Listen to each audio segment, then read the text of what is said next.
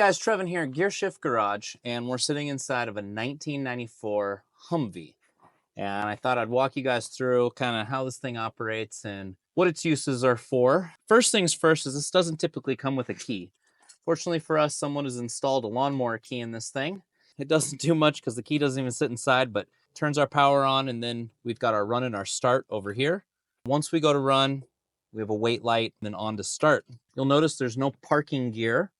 It's just reverse, neutral, drive, 2-in-1. We have a park brake instead, so throwing it in drive, releasing the park brake, and away you go. Everything else in here is pretty basic. You've got 4-wheel drive, so it's always in all-wheel drive. So this is a 4-high. You have 4-low, and then you actually have a locker, so you can lock it in low. And then here it tells you your operating speeds based on what gear you're in and whether you're in 4-wheel drive or not. Basic gauges, basic kind of everything. Oil pressure, water temp, speed, your battery voltage, and your fuel level.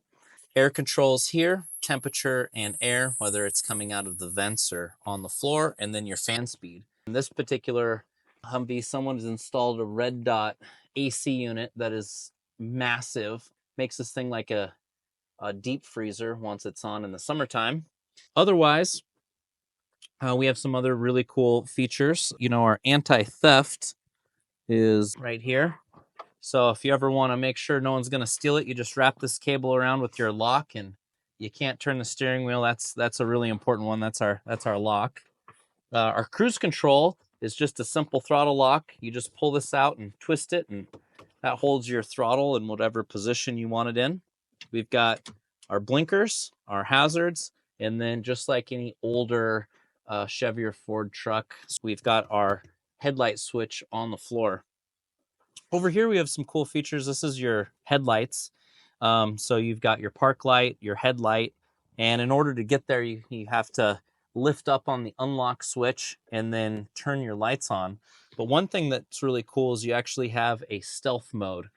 I'll show you how that works outside. It's basically, I think, a 1 lumen or 1 candle power little light that illuminates on the ground, and some little lights in the back that help you see when you're traveling at night with your night vision on.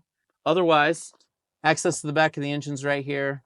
All this accommodates your transmission and everything else. It's a turbo 400 transmission, so you don't even have overdrive in this thing. Our top speed limits at about 55, 60 mile an hour downhill, wide open. This thing sounds like it's going to rattle apart. So one thing about this Humvee is it sucks on road and it sucks off road, but it's an equal amount of suck, so it does okay in both conditions. You know, it does have 4-wheel drive. It's all-time all-wheel drive, and it has lockers. Like I said, it only does about 55 miles an hour, but this thing can haul like 12,000 pounds. So it can tow. And then, of course, if you get stuck somewhere, typically they come with a big PTO-driven winch. They also have these cool adapters that go in the wheels here. And I've seen guys on the trail shove rods through here to help with traction. They actually make a drum one that they can use for like a winching type situation. Obviously, there's a ton of configurations in these things. Canvas, you can go full metal doors, full metal top, the whole works. I've seen the ambulance versions, all kinds of stuff.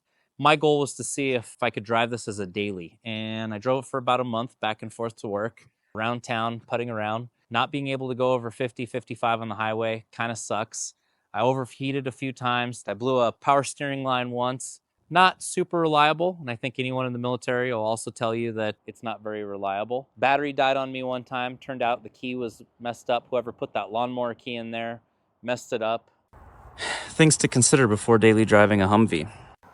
Military Humvee starts with this thing. It does not take a key, so a lot of people put in a key to prevent it from being stolen.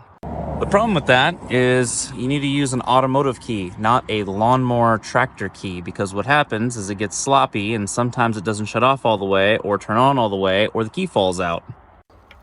As you can see, it's super sloppy, and you can turn it on, just pull the key out, and if you don't turn it in the right spot, it'll actually turn backwards. And so if you don't get it just right, the battery stays on, which is exactly what happened last night. Now the battery's dead.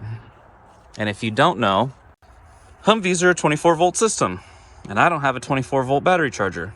So let's get creative. Well, it worked. A little smoky. So now we know we can start it on 12 volts. That's good. Just took a little finessing. I did hear from a friend of mine who was in the military that the batteries are in a really crappy spot, and that he actually witnessed a bunch of these burn down because people don't put the seats on properly. And so you have two 12 volt batteries wired in series for 24 volts. And if you are missing these caps and you put the seat on wrong and it touches one of the batteries, they get hot and catch on fire. Also, if your seat breaks, apparently, in the field, they'll catch on fire and burn down. If it gets full of water, I've heard that they'll catch on fire and burn down. So, again, that's just what they said. I don't know if that's true or not. This one hasn't burned down, so we're doing something right. As you can see, I've grooved the tires. I had taken this in the backyard. It had snowed last year, and since the bottom of the truck is flat, especially when you get that wet, heavy snow, as soon as I got in the snow, it just stuck. And then as it sunk, it just concreted the snow. Tires were spinning, it couldn't go anywhere. So I immediately grooved the tires thinking this would provide better traction. It did help a ton.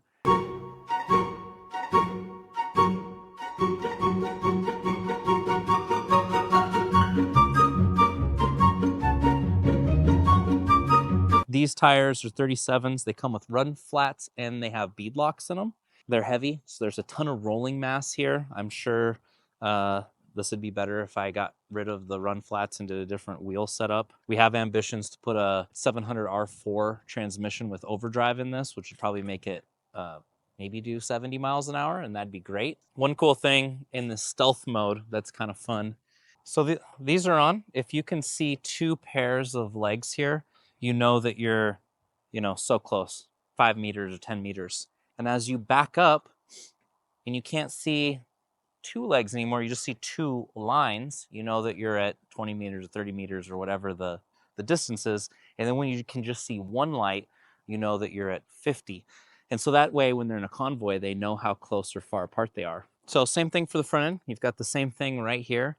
And then if you peek right up in here, you can see our 1 watt teeny tiny little light bulb illuminating, and that's all the light you get in blackout mode. I think with nods, you're able to see with that little bit of light, and then it's shielded, so of course the enemy can't see you. This is a 6.5 liter naturally aspirated diesel engine. This thing sounds like a bunch of rocks in a tin can being shaken when it's driving around, but it's bulletproof. I've put a lot of miles on this, just driving it back and forth and around town, and it does great. Well, this thing's certainly cool. Definitely doesn't do great on road. Definitely doesn't do great off road. But it sure is fun to drive.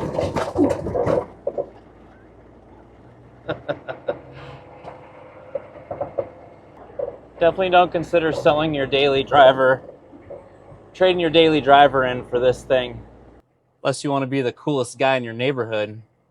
Hey guys, smash that subscribe button, like, follow, share with your friends, and I can make more content like this. Thanks for watching.